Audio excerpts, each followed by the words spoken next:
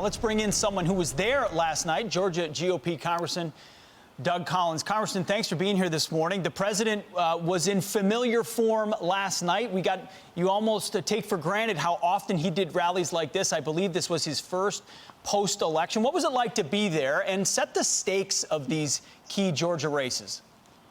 Well, thank you. It's good to be with you all this morning. Yeah, it was. This president is in his form and in his element in doing these rallies. And last night he came to Georgia and he brought the truth. He brought the truth of the fact that these two Senate races are so important in the future of America. This is not just two Senate races in Georgia. This is about actually changing the direction of the United States Senate, putting it in the hands of Chuck Schumer and an agenda that is so radical left that we cannot allow this to happen. And the president made it very clear last night in everything that's going on. He set the stage. He said no matter what you may feel about the elections and how the controversies that have been going on, he made it very clear. David Perdue and Kelly Loeffler need to be elected because John Ossoff and Raphael Warnock would take this country down a path that is too far extreme and too far left. And he made that point very good. He was in good form last night.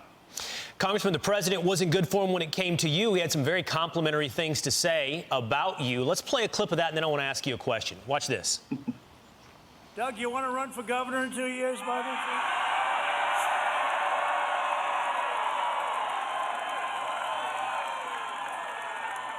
the way? Be a good-looking governor. So, Congressman, let me ask you a pointed, but also a broad question as well. The pointed question is, do you want to run for governor in 2 years? But the broader question is this: what should Georgians make of, to some extent, some messages that can seem conflicting? In other words, there's some doubt out there about the trust in the system, the voting system. There is, as you can hear there, some frustration with Governor Brian Kemp, the Secretary of State as well, but also a recognition of how important these two senatorial races are. So the broad question is, what should Georgians think about the entire state of these messages and what they should be doing? And pointedly, are you interested in running for governor? Well, I appreciate the president. He's a good friend, and he made that comment last night. The only political decision I'm looking at right now is helping David Perdue and Kelly Loeffler get elected. And I don't think there's two messages here. I don't think there's two conflicting messages. It's an anomaly to actually say that you have to decide and make sure that our elections have the integrity they need, that everybody show up and everybody vote, and at the same time make sure that everybody does show up and vote for Kelly Loeffler and David Perdue.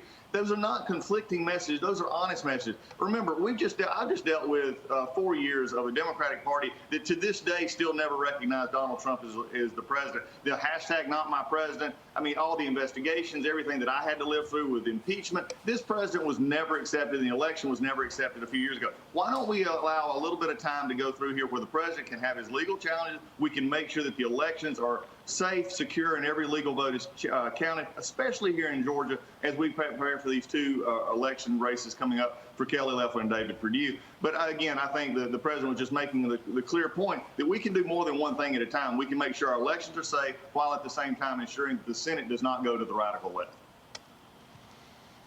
Congressman, let's talk COVID-19 relief. A lot of businesses around the country getting increasingly concerned, increasingly desperate for that relief. Nancy Pelosi now coming out saying that she's okay with a smaller bill. The timing of that, obviously, terribly interesting and highly political. Bernie Sanders now saying, though, a new $900 billion bipartisan proposal should not pass.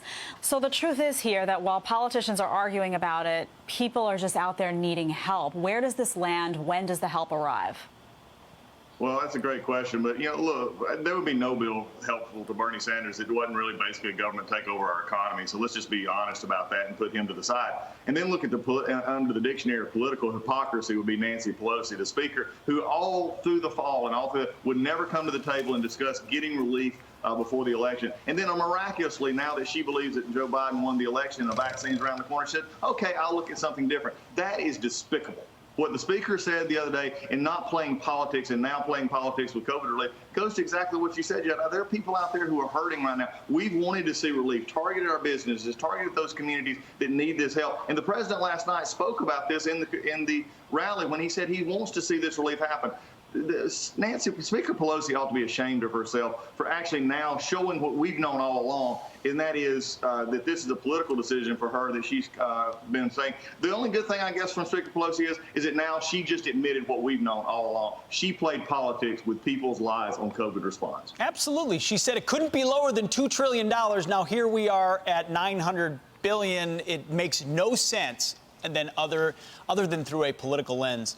Congressman Doug Collins, come back after this special election, and we'll make Will ask you the same question and then force you to actually answer it. All right, about whether you want to run for governor. Y'all have a good time. Y'all take care. We appreciate it. Thank you very much, sir.